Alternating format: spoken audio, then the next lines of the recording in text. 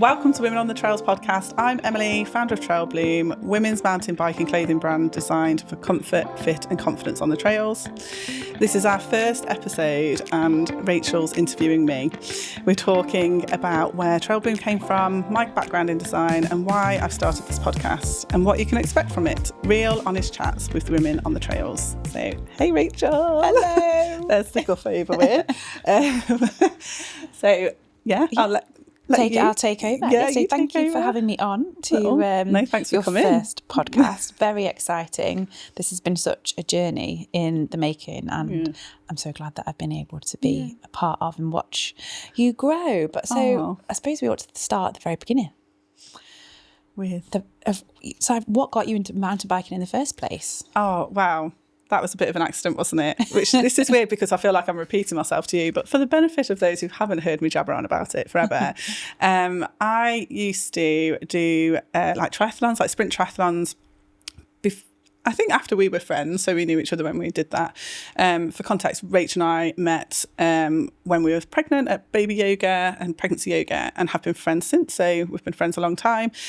And my friend Sian asked me to do a duathlon with her, and it didn't even occur to me that it wasn't road cycling. So I just said yes because I struggle to say no to people. So I went with her, and she invited me for a ride up Sherwood Pines, and it all of a sudden dawned on me what I'd actually entered. Took my very old rally bike, I think it was, second, awful, really heavy, really hurt when it fell on me, bike, and just hit the red trails. I'd ridden on the road loads and found that absolutely terrifying. Yeah. But yeah, went with Sian and loved it. The event was awful. It was very representative of cycling at the time. There was two waves. There was 400 people entered. The first wave was men over 40, just that category. The second wave was everybody else. So I think I was one of about 5 women riding that day. Yeah. Me and Sian were 2 of those women. And it was just muddy and awful, and I cried at the end, but instantly knew that's the riding I wanted to do. Like, I just knew. And then you started riding as well, didn't you? Because both our husbands had ridden forever, and they would ride together. So then we started riding together. Yeah. And between having kids and trying to juggle being parents and getting out and growing our confidence and imposter syndrome galore, we're now here 10 years later, still riding and loving it. So and I think at first it was kind of like it's a fun thing we can do to move our bodies and be away from our children and have some space, because we soon realised that our husbands got this free time where they got to ride their bikes, so we wanted in on that. And then a Prey mountain bike, a Prey MTB obviously afterwards was helpful in the summer. But it was a release, wasn't it? It was definitely something to help us kind of escape motherhood. If that sounds, I didn't sound awful. It's very realistic, isn't it? Not escape motherhood, but it's just get a piece of ourselves back. And we both had children in between as well, didn't we? Yeah. And we got back on the bike at different points, but we always found our way kind of back to riding together, which was fantastic. That's what it's all about, having fun, isn't it? It is. Yeah. And what was that point where you first thought that you had that first sort of idea of, actually, I've found something that I want to do, that is missing, that is going to improve with Trail Bloom? Yeah, with Trail Bloom. That was easy. That was kind of, I think you were definitely there, and I think there was 4 other women we were riding with at Sherwood Pines, and we'd stopped.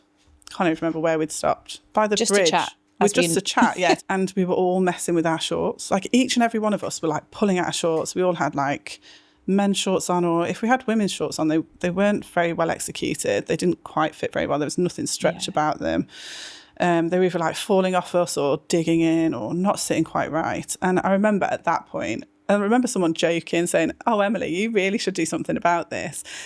And I think it took me about 3 years to kind of decide to do it. I wanted my kids to be at school and needed to feel financially secure enough to do it as well, after COVID, and I'm a freelance designer, we needed to have that kind of level of security for that. So I think it was literally on the trails with other women, realising I'm not the only one who feels that way. But still even when we launched, I had that doubt of, what have I done? Like, is this...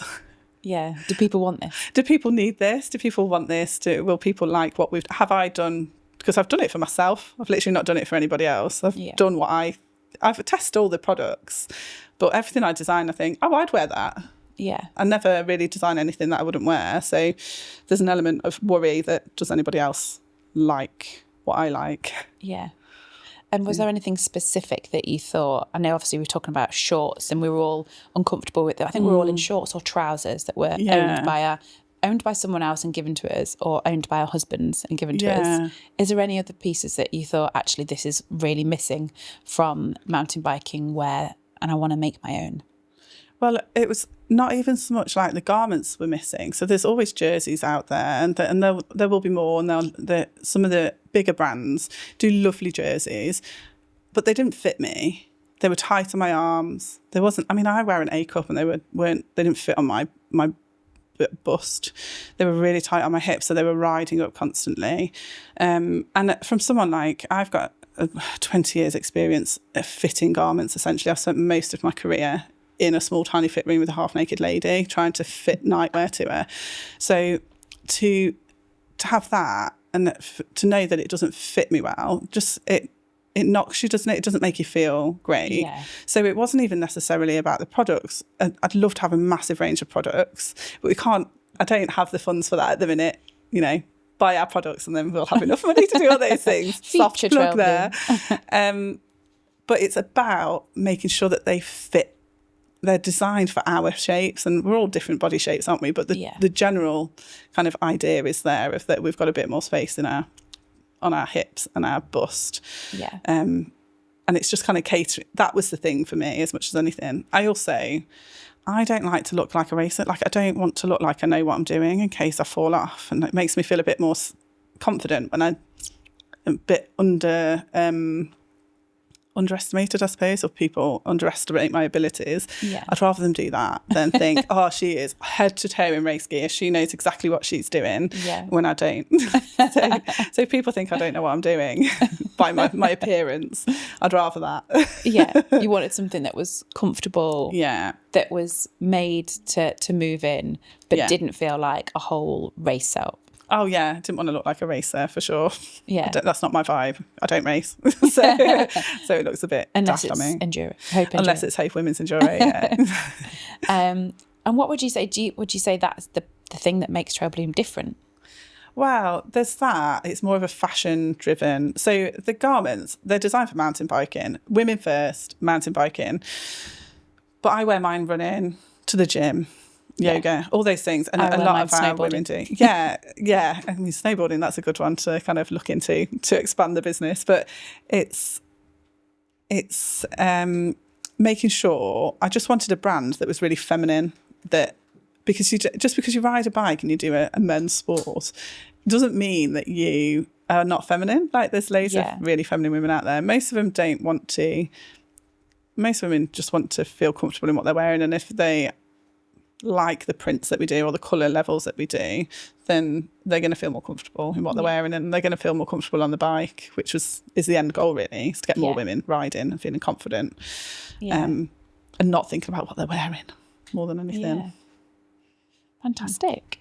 And let's talk a little bit about how you got round to this point. So obviously before Trail Bloom, you mentioned earlier that you freelance.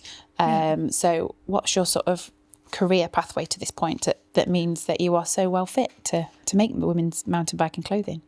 Well, I am a technical fashion designer, so I not only get to look at all the trends and all the different colour levels and the new fabrics and things like that, I can make a garment from scratch. So the sewing bit I'm not so good at, but the pattern side of it, I've did that for like 10 years straight, just essentially pattern cutting. I'd design something, I would cut the pattern from scratch, I would grade it, would fit it and get it fit approved in the tiny room of Half Naked Lady. And then I would hand grade it before it went to production. So what does hand grading mean? Oh, yeah, sorry.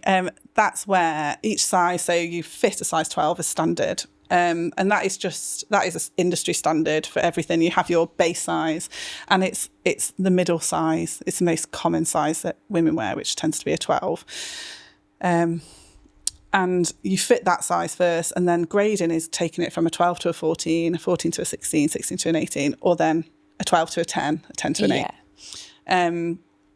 Doing it with dress sizes, when we initially started, we did dual sizes, so at the higher end of the grade. So it was an 18-20, a 20-22, and then or 18-20 and then 22-24, sorry. And we soon changed that as soon as we realised there was such a need for plus size mountain biking clothing, because there's just none out there. Like a lot of mountain biking brands in the women's wear their larger sizes will finish at a 16, and that's not even really plus size in my view. So I think I have the experience of working on a variety of sizes and knowing the grade rules, the rules that you follow to make sure that the garments fit the size 12. So it doesn't just get bigger and in every it gets bigger in a way that fits that womanly shape still. Yes. And once you get to a certain size, the rules change. So it's making sure that that's done correctly. And it's not. I mean, it's like a bit of magic, really. There is a set way to do it, but also you learn from your customers. So we have lots of plus size customers, which is amazing, and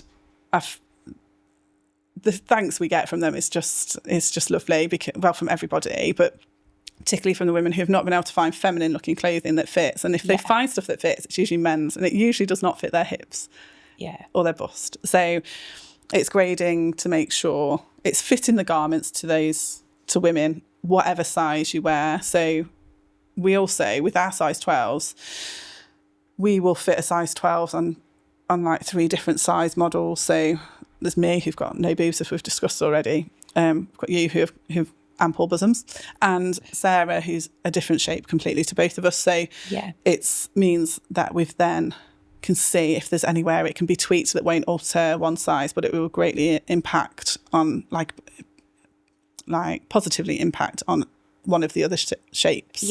Like body shapes, we're all very different, aren't we? Just to make sure that we cover off all of those, make sure everyone, as many people as possible, can feel included and comfortable. Because everyone deserves that, don't they? So. How do you think it impacts your riding? Like having those clothes that fit and feeling that confidence in what you're wearing, how does that impact people riding, do you think? Oh, wow. If you're riding and you're thinking about, we know it, because before Trail Bloom, we both felt rubbish in our gear, didn't we? Yeah. And that sounds, I hate that, it sounds so big-headed and not very British. But the difference in our riding since we've started Trail Bloom is phenomenal, because you're not thinking, it's my shorts. Like, a good example is I used to borrow Richie's well-known brand men's trousers if it was cold, because I couldn't find trousers that fit me, and I did find another pair that were men's, but then they would fit me some weeks and would not fit me other weeks, because depending on what week it was on my menstrual cycle, I would wear them and they were so tight on my thighs. Do you remember me saying that once we were doing lots of climbs? I was like, it's like doing resistance training. Because they were so tight, I couldn't lift my legs high enough. Or I could, but it was real effort. So I was absolutely knackered. Like, I felt rubbish, felt really unfit. And it took me ages to realise exactly what was happening. And it was because they were too tight on my thighs and had no movement. So then when you go to ours that have got a 4-way stretch, that are elasticated, high-waisted, elasticated waistband, and it's like butter. Like, you don't feel like you're wearing them, do you? So you glide when you're riding. And it doesn't matter if you are on your period or have had a big bowl of pasta. It's still you still feel comfortable. You can go to Bike Park Wales and have the giant burger from the cafe, which is immense, and then afterwards you're still fine. You don't need to undo that button. Not like you do when you're wearing your high-waisted jeans after eating a panini.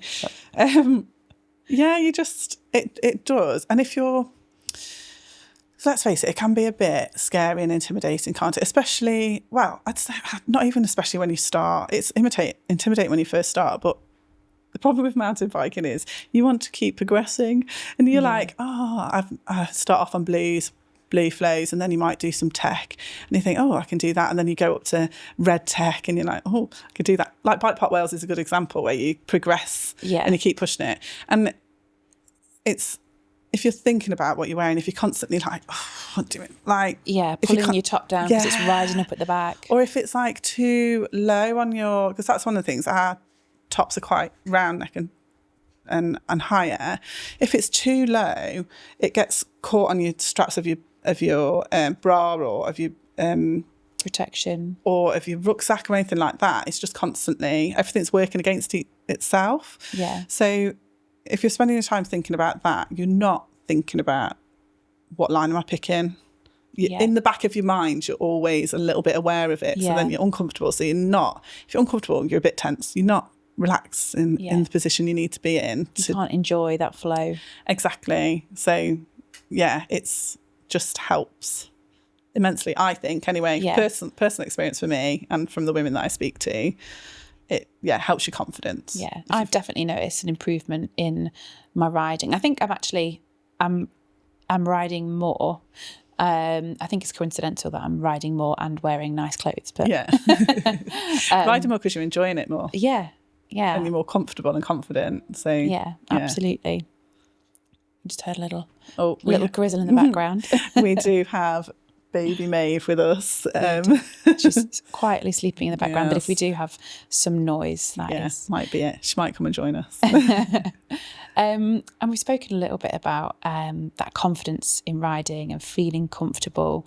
Have there been any standout times where you felt uncomfortable or not, like out of place, whether that be riding or whether it be in that sort of in this Trail Bloom journey when you've been setting everything up?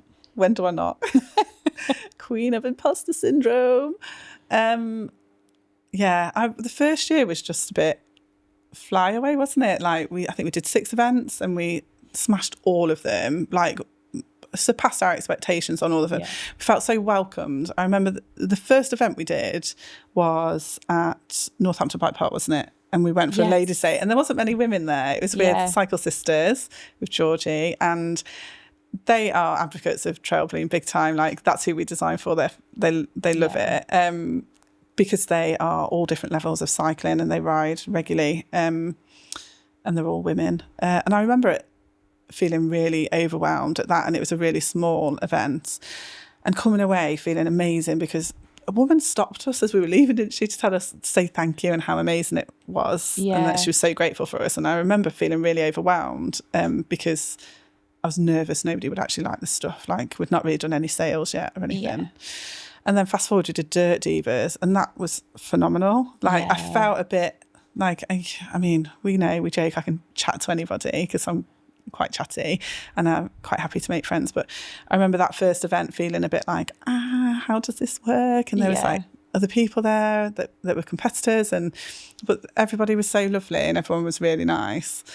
And we came away from that feeling absolutely phenomenal because we did 5 times the amount of sales that we expected to make. And by the end of it, everyone was wearing, we only had 2 jerseys at the time and everybody was wearing the one jersey, weren't they?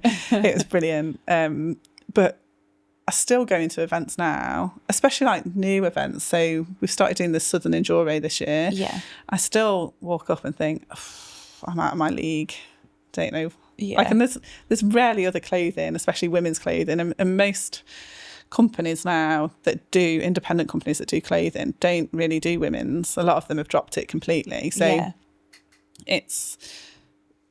we are the only one of our breed, I suppose, there, but it still makes me feel a bit like imposter. Am I going to be welcomed? Are my people here, are the women people here more are the women that we're selling to going to be there at this event, which is difficult to find, isn't it? Because we don't always get it right. Sometimes we find events and actually it might be male dominated or teenagers or teenage boys, or the women just aren't there riding. No, like I did a gravel event and there wasn't many women there anyway, but we just weren't their bag. More men bought from us than women on that occasion. But it's the nerves are always there. I always worry as well because I can be a bit awkward sometimes, considering I like how much I can talk. It's like the knowledge, like the lingo. I don't always have the lingo down. Like I hear it and I'm like, what does that word mean? Like I could quite often have to double check with my husband what it means or with you. And I sometimes think, like I don't say steezy or like don't say stoke, but like it's not in my vocabulary generally. So I always think, weaving it in slowly. Yeah. And I think, do people think, oh God, what's she doing? Like, she doesn't belong here. Look at her. But I mean, it's so welcoming there. I've literally not had a bad experience at any events with customers, with people riding, with event organisers or anything. It's always been really nice. So I don't know why I worry, but that's just me, to be fair. Yeah. And I know we've definitely spoke about this, but like coming as what could this be? This could literally be anything. Coming to an event as someone who is selling and representing women's mountain biking clothing, I know I feel it, but do you feel like people expect you to be a certain level of riding? Like they expect you to be really gnarly, absolutely shred it. And then that first one, I mean, Claire brought this up in a podcast earlier. The first like ride that I did was the Hope Women's Ride Out at Ardrock, and I fell off going down a straight hill. Like I was going quite fast, but I just kind of braked at the wrong time and just kind of slid out. It was windy. As far as everyone else is concerned, the wind took my back wheel, but really I think I just pressed the wrong brake because I still get confused with which brake is which and when I should be using said brakes. So then I was humiliated. Like I felt humiliated after that, if I'm honest. Like I really struggled and I was in a lot of pain. After also doing it, I'd hurt myself at Burlish, hadn't I? That was more serious. But afterwards, when I went and sat down and I'd recovered, everyone came over to check that I was okay. And those women still come and talk to me at events. Yeah. Whenever they see me, they come and talk to me. One of them we ride with really regularly, fairly regularly now. And it's just that's what it's like, what the community's like, isn't it? I think that's a credit to what the women's mountain biking community is all about. Camaraderie, that encouragement and that support. I mean, one woman did say, after checking that I was okay, she'd asked me if my bike was okay. It came running up. Clearly I was okay. She's like, is your bike okay? Yeah. I was like, yes, it's fine. My ego is damaged. And I remember having to get back on the bike, being like, oh no, this really hurts. This is really hard. And not wanting to, like, I was embarrassed because I'm not the steeziest.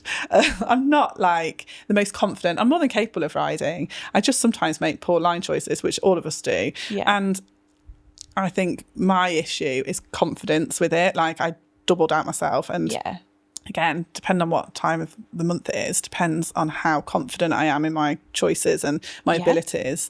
But riding with women definitely helps that. It doesn't matter who the woman is. Like I feel so much more comfortable if I'm riding with other women as well, or sometimes with my husband, but mainly riding with other women. Yeah. Definitely helps. But yeah, the confidence of the wanting to look better than I am is still there. Yeah. I think like with regards to Trailbloom as a brand, you mentioned before about it, we're not the kind of brand that you expected to be in like race jersey. Yeah. What do you think our brand says, or Trailbloom as a brand says about you as a rider? That you've got good taste. The thing we sell the most is not our jerseys, it's our shorts. They're not branded up to the hilt, and that was the point. I didn't really want to do that. I wanted to keep it quite neutral for people because then they could wear whatever they wanted with them. But I think most women look at the stuff and they either love it or hate it. So it's because it's quite design and print led. Yeah. We definitely have like a band of women who love those beautiful bright florals, and then a band of women who love the animal prints, and they very rarely cross over. And then we've got more simpler designs which are just colour blocking so that we can get kind of the fashion colours coming through, because without sounding like Miranda from The Devil Wears Prada, the colours are influenced by fashion, which is influenced by catwalks, and everything you wear is. So we take our inspiration from what's in trend. It might take a little while to filter through, but the colours that are coming through. But we also look at like what bike colours there are and things, just colours that have sold well in the past. Like we quite often have people say to us, oh God, teal and purple. Well, the teal and purple sell really well. So it's quite hard not to do those colours. And there's always a level of certain colours that people like to wear and feel comfortable in. But essentially it is very fashion led. So I think people feel a bit more comfortable in it because it's familiar to what is either with their bike colours, which people love to do, don't they? Or it's familiar with what they're wearing as outerwear and what they're wearing. Yeah, I think that's what, I don't think anybody looks at someone wearing Trailbloom and thinks they're either really good or really bad on their bike. No. They might look at them and think, oh, she's not racing today, perhaps. We need to get a race jersey in actually for our Enduro, don't we? Yeah, we do. We do need to get one sorted for that. Can I request a teal to match my bike? And you're modelling a teal today as well. A Trailbloom colour. So, we need to look at that. But that'll be the only race. It won't be like a typical racing splattered with branding logos on or anything like that. Yeah. So, yeah. What do you think has been, or what has been one of the sort of like the challenges of starting a brand from scratch? Oh, my God. Nobody tells you how much it keeps you up at night. Juggling it all's hard. I'm not going to lie. I've missed things and I'm such a perfectionist. I'm so hard on myself as well that if I miss things, I really beat myself up about it. So and things go wrong. So probably actually the most, other than my own mental health, yes, or in belief in myself. The suppliers, I'm really particular about my suppliers. So I've got a lot of experience working with sourcing and suppliers from all over the world. So I've used that to kind of track my stockists because I want them to be legitimate factories. I want to make sure that their staff are well looked after, that they're good for the environment, that they pass all of those tests and things like that. Yeah, so really water waste and human rights and all of the things, and make sure that they're all kind of SEDEX approved and that sort of thing. And the things that I don't know, I know enough people to be able to kind of check with them. But still things go wrong. So our first gloves that came in, they made them completely wrong, the wrong colour and everything. And that took 9 or 12 weeks for them to replace, which that's half the season. Yeah. It's more than half the season. And for our first year, that was such a hit. And then we've had one of our jerseys, 2 of our jerseys came in last summer and the quality wasn't good enough. Yeah. And I should not have sent it out. That was a mistake. But I sent it out because the factory said that it was within tolerance and it wasn't, it was okay. And then when it's actually come to it, we started to get returns on them. And then I really pushed back then. Yeah. And I had been pushing back in the meantime, but I really pushed back then and they had to replace them. So that's been really tough because that makes you realise really quickly as a small business that doesn't have an immense amount of cash flow, that if something goes wrong like that, something seems to go wrong every season, but if something really drastically goes wrong, then that's it then. We lose, it's our money, it's gone. It's not like when you're growing, there's never money left in a business. So, and we've doubled over the first year. So that's been the toughest bit, is kind of things that are out of your control. Yeah. How do you, and moving forward from that point? Because you can't, even if I could go out to the factories, which I can't at the moment, that's one thing that we'll do eventually, but I can't go out and make sure that the fabric's right for every order. It's just not possible. And manufacturing in the UK just isn't feasibly possible for us at the moment. No. But that's things going forward. That's been the toughest part for sure, is managing the mistakes. What would you say has been one of the wins? So a positive. The noise women make when they try our shorts on. Absolutely. You know what I mean. I have been present. Yeah. So they go behind and try on the shorts in our little changing rooms, and it'll be oh, these are nice. And they'll squat down in them and they'll be like, oh, these are really nice. And then they'll be like, can I wear them home? Yeah, can I keep them? Do I have to take them off? Yeah.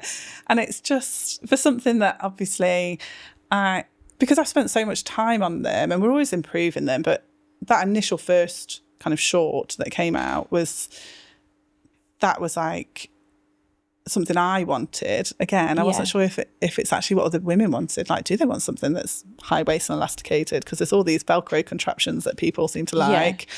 But I'd say 99% of women who try them on buy them. We rarely get them put back, and if it is, it's because it's not quite payday or something, because they're not I mean, they're not cheap, but they're not wildly expensive.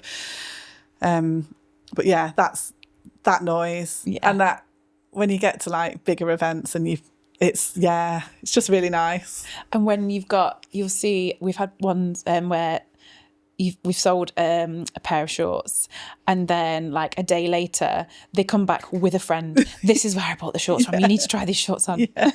Yeah, exactly that. It's or buy another pair. We've had people come and they've got the shorts, and then particularly the chamois. So the padded chamois short is a big hit, and people have bought 2 pairs. Like I've really struggled to find anything that fits me, that fits my shape, and now I found it.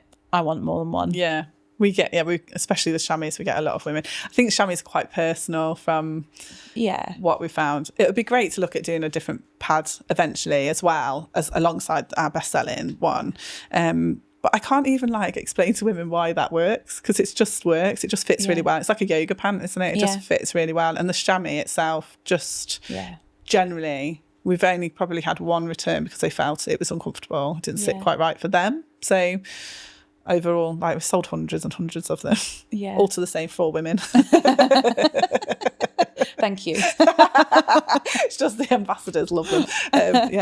And they tend to be, so because of how they are, gravel riders wear them, so that's where we get a lot of gravel riders, because they do a lot of distance, whereas like your enduro riders, a lot of them don't necessarily wear padded shorts. I do. I like my done to be comfy.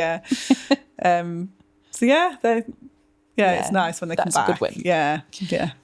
And what do you think keeps you going? So there's challenges, really good bits, but what are the things that keep you going? Other than the fun noises that we get from the changing rooms, which sounds out of context, will sound really funny. I really want more women to be on the trails. Like, I get such a thrill out of like our Ladies' Day events when we see there's every year that we've done it, there's someone who's come on their own because they've heard about us locally. And then I hear that they've joined a cycling group, that they might not be doing mountain biking, they're doing like a gravel group, or that they've entered their first enduro. And whilst it is about it's a business and I want to make money from it, I want to feed my kids. And I want to do it because I love it. It's like, I love all aspects of it, except for the accounting. That's boring. But the joy of seeing women feeling like they belong, because they're dressed like they belong, because they feel comfortable in what they're wearing, because they've made new friends at events that we've either been part of or we've organised, or our social rides that we support. That's just so lovely, isn't it? Like, getting more women. And we've made so many friends over the years, haven't we, who we only ever see on the trails.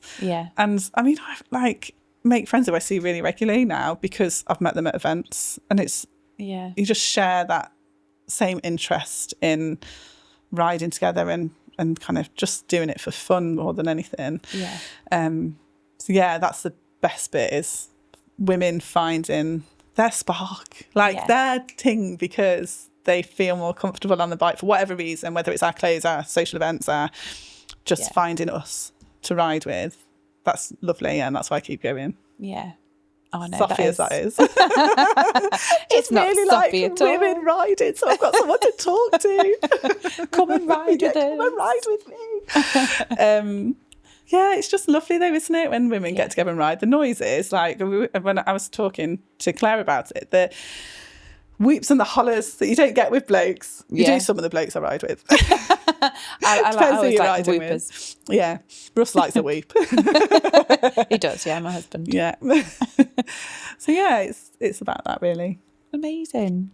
So here we are on this podcast. So what made you want to start the Women in Trails podcast? Well, I'm not really sure it was necessarily my idea. It was my brother put the idea into my head, because he does them and he really enjoys doing them, and he says it brings a big community together, and that's part of the whole thing with Trail Bloom, is trying to get the community together. But it was as much like, I've listened to podcasts, and there's not really anything just for women, normal women who ride. Like, there's amazing podcasts out there which are fantastic to listen to, but they're quite often interviewing people in the industry, which we're all in the industry, but it's they're talking about the industry, and the average rider, especially female riders, aren't actually that interested in who's won the downhill championships. So you just, like, we are, but I bet most riders can only name a few. Yeah, the first, like the podium people. Well, yeah, and even that, they unless you're really into it, and there are podcasts for that. So I kind of thought it'd be nice to get to a podcast that women could relate to. So the guests that we have on we're either talking about things that relate to the average female rider, or we're talking about things that affect them. So we've got Liz Greaves. We've just finished recording them all, so this is the last one that we're recording, so I can say who we're talking to. We've got Ruth from Recce on talking about guiding and her guiding experiences and the love of kind of going out riding. We've had Claire from Hope Women talking about the Hope Enduro, and that was eye-opening. That was a really nice one to kind of chat to her about, and we've known Claire since our first event, really, haven't we? So that was easy to talk to. We've got Liz Greaves talking about cycling in pregnancy and postpartum cycling and the fun that comes with that. Yeah. We've got a few other women talking about their events or their bike parks as well. So it's about things that would affect us as such. So it talks about, like, we mentioned periods pretty much every single episode because that's what affects our riding, doesn't it? And affects us generally. So it's all relatable. Yeah, relatable content for women who like to get on the trails, whether it's on a mountain bike, on a gravel bike, or whatever. Yeah. So you've kind of covered who we're hoping, who we've had recording on. So, and I think you've almost kind of covered, so who is this podcast is for? So yeah, for just anybody who enjoys listening to women jabber on about their experiences on the bike, I suppose. Yeah. The first series is definitely focused around women cycling and the typical things, so like cycling postpartum and cycling with kids and more about how to get more women and how to feel a bit more included on the trails and the things that might interest them, so events and bike parks and organisations that might interest them. And that might open their mind and kind of experiences a bit so that then they perhaps not really thought about going on a guided ride, but actually that'd be really cool to go on like a guided ride around Shropshire and go and do all that side of things, or not really thought about whether they want to go to a mountain biking festival or an event and they're a bit put off. And like the Girls That Ride Bike Weekend is a great example of one of a female-led, female-only event to kind of go and enjoy all disciplines of cycling. So so there should be something for everybody. To do with riding the trails, I suppose. Yeah. What do you think you'd say, or have you got a piece of advice that you would give someone who's just starting out riding, whether it's gravel riding or mountain biking? What do you think would be a good piece of advice? You don't need to spend loads of money. Like, it's quite it can become quite an expensive sport, depending on what you do. But borrow a bike to start with, because you might not like it. But if you do like it, buy a second-hand bike, or buy, if you've got the money, go and spend thousands of pounds on it. If that's what you want to do. If you do it and you love it, invest in it, go for it. But find your people. Yeah. So those people can be people you already know that like to cycle, or it could be like a whole new group of women who you literally just cycle with. Like, we've got friends who we just cycle with. We don't see them for anything else. And that's great. They're still valid friendships and you enjoy it. But find your women. There's like really good... I would sign up for, if it's just you on your own and none of your immediate original friends would be interested biking, I would join one of the She Rides social rides, or find a social ride near you. I know Grit Girls do gravel riding. Girls That Ride Bikes do various biking, that's down south. But She Rides have got them all over, and they're all different levels. And if you're unsure, just message the ambassador and they'll tell you which ones kind of suit you. Yeah, on their website is really good actually, because you can see who that ride's for, whether it kind of gives you a breakdown of what to expect and what kind of level. So there's no hidden scary bits that you might sure, is that actually for me? Yeah, exactly. And I would say if you start to enjoy it with mountain biking, get a bit of coaching, because it really helps your confidence. Whether you join like a group coaching, I'd be inclined to speak to other people that you know to recommend you. We recommend a few on our website who are great. They aren't even female founded, but they are fantastic with women, with thinking about how because we've had bad experiences with, or I personally have had bad experiences with coaching. Yes. But then I've had some really good ones, and it's really brought on my riding. So that's what I say. Find your people. Yeah. Don't spend too much money on it, and to start with, and then get some coaching, because it makes you feel so much more comfortable. Yeah. And do you reckon these are sort of things that you wish you knew when you first started, that you wish someone had said to you, actually, go find like-minded because people? The person who tells you speed is your friend is not the person to follow down a trail. Or have behind you. Yeah. Just put your bum back and speed is your friend are like the most common, awful coaching tips that you get from your fellow riders. Or husbands. Just husbands. Don't ride with your husband. No. Because, and they are applicable in some situations, but not all situations. So it's good to kind of find your people and take everything that you're told with a pinch of salt, perhaps. Yes. And just go and enjoy it. Like, if you don't like getting your wheels off oh my God. If you don't like getting your wheels off the ground, which I actively avoid doing that, it makes you go faster if you don't do that, by the way.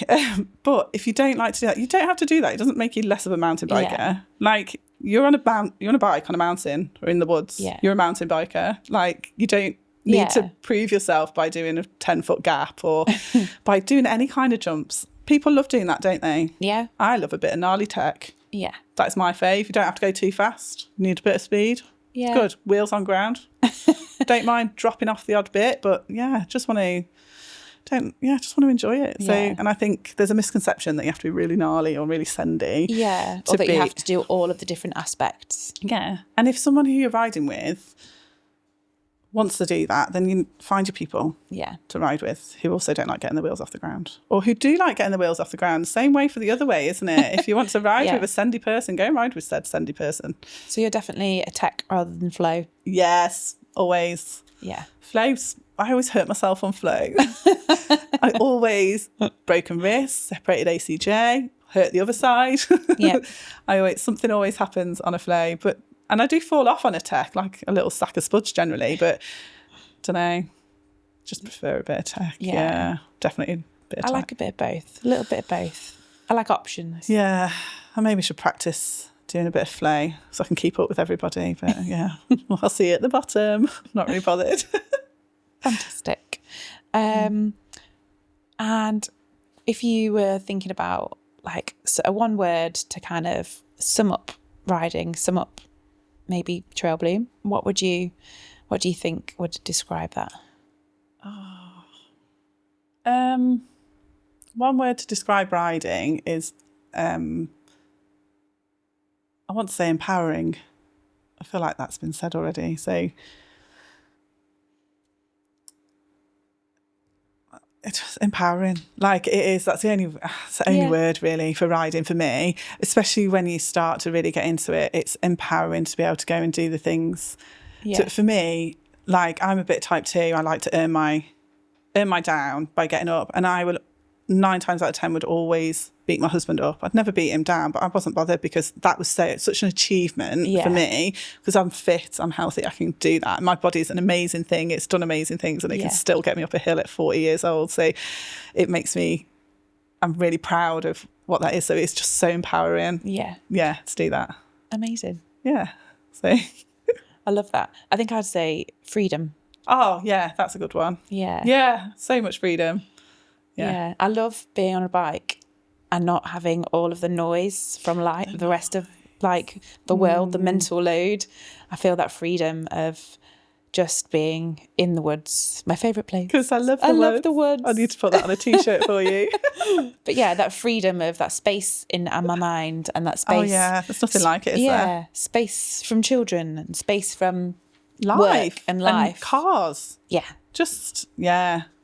Yeah, it's nothing quite like, I love going for rides with other women, but it's nothing quite like going for a little ride by yourself. Yeah.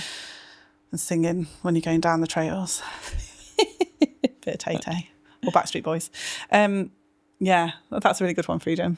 Yeah. I reckon. It'd be interesting. I don't know if there'll be a comment section, but maybe women could write their comments, what the one word of what mountain biking means to them. Yeah. That might be a good one to put in. Might have to do it on the socials. Yeah. I don't know how. Adam will help us with that, I'm sure. But yeah. Any more questions? No, we've reached the end of our list of questions. Oh, well, that went really quickly. Oh my goodness, we're over the time. Might have to do a slightly longer first episode. So thank you, Rachel, so much for that. You made that really easy. Much better than when I tried to just do it on my own back. Like Emily's monologue. Yeah, it was uncomfortable. So that was much better. And hopefully it's got across a bit to people about what we're about. And our reason why. And if there's any questions that anybody wants to ask, they can do on the socials and on comment section. I don't even know if that's a thing. Making this comment section out to be much bigger than what I think it's going to actually be. Put it on a postcard or email it. So thank you for listening to our pilot episode. I'm sure you'll be wanting to listen to more after my jabbering.